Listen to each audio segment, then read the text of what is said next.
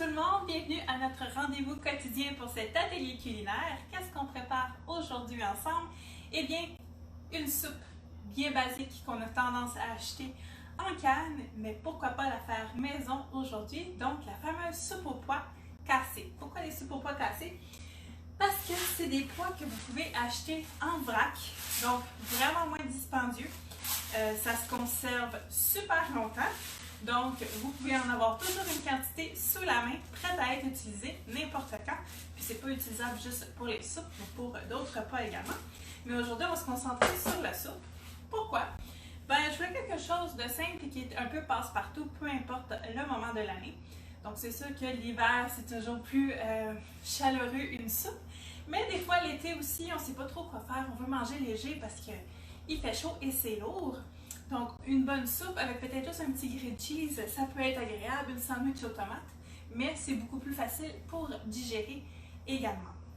Donc, vous allez voir, c'est vraiment simple, les ingrédients sont basiques, puis vous allez être en mesure de faire ça en 2 temps 3 mouvements. Donc, qu'est-ce qu'on a besoin?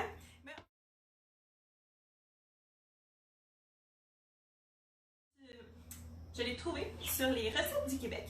Donc, c'est une recette qui est faite pour la mijoteuse. Mais moi, avec mon autocuiseur, je suis en mesure de la faire au micro-ondes. Vous pouvez toujours la faire aussi sur la cuisinière. Donc, ce que nous allons avoir besoin, c'est de 2 tasses de pois cassés. Donc, moi, aujourd'hui, j'ai des pois cassés verts. Mais il y en existe également sur le marché des jaunes. Donc, vous utilisez la sorte que vous voulez. Vous pourriez faire moitié-moitié. Donc, 2 tasses. J'ai l'impression que ça va utiliser tout ce qui me reste. Donc, on va être dû pour faire un refill. Et oui, en effet. On va essayer de s'en mettre. Ensuite, on va y aller avec nos classiques, qui est la carotte, l'oignon et le céleri. Donc, on va avoir besoin du hachoir pour réduire ça en petite quantité. Demi-tasse de céleri en dés. J'ai l'impression que juste mon petite section de branche ici va être plus que suffisant. Alors, tranquillement, pas vite, on utilise le céleri. Moi, je ne suis pas une fan du céleri. Donc, au céleri, je peux le traîner pendant facilement 1 mois. Mais regarde, quand on a les beaux outils, c'est parfait. Donc, je vais retirer la section ici de mon céleri. La petite section que je peux avoir séchée, là, ça c'est mon côté fancy. Et on va tout simplement le rajouter à mon hachoir. Ensuite, nous avons la carotte. Carotte qui est un légume racine que je vous dirais qui est un incontournable à avoir chez soi parce que vraiment, c'est pas cher, ça dure longtemps et on l'utilise partout. Donc, la carotte, on en a besoin d'une coupée en dés. Donc, je vais retirer les 2 extrémités. Je vais aller l'éplucher. Je vais juste tout simplement la couper en sections grossières parce que mon hachoir va faire le reste pour moi. Et voilà. Et qu'est-ce que je vais avoir besoin également? D'un oignon. Je n'ai pas plus d'oignon jaune, donc je vais utiliser un oignon rouge. Donc ce qui va arriver, c'est que ça va être un peu plus goûteux. Fait que je vais y aller plus modérément. On va utiliser un seul et petit. Donc, encore une fois, je le coupe vraiment juste pour que ça rentre dans mon hachoir parce qu'il va faire le reste. Et voilà. Et on réduit ça de la grosseur que vous voulez. Plus gros, plus petit, tout dépendamment de ce que vous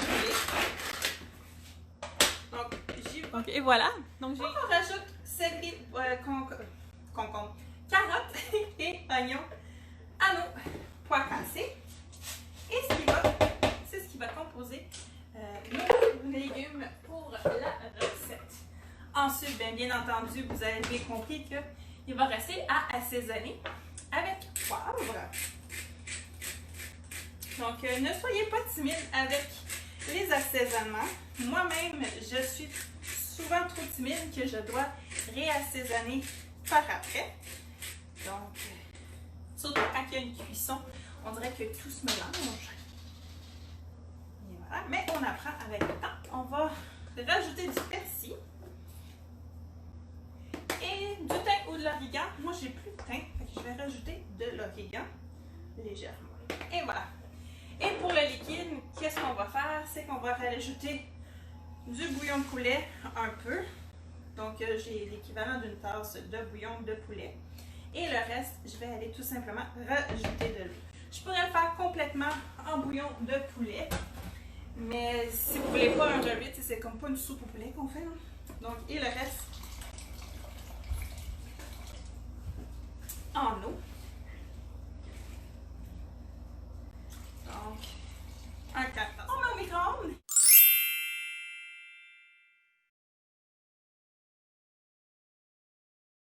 Donc, j'espère que vous avez apprécié. Donc, gênez-vous pas en commentaire, dites-moi ce que vous avez apprécié. Je vous dis à demain pour notre prochain rendez-vous quotidien. Bonne journée tout le monde!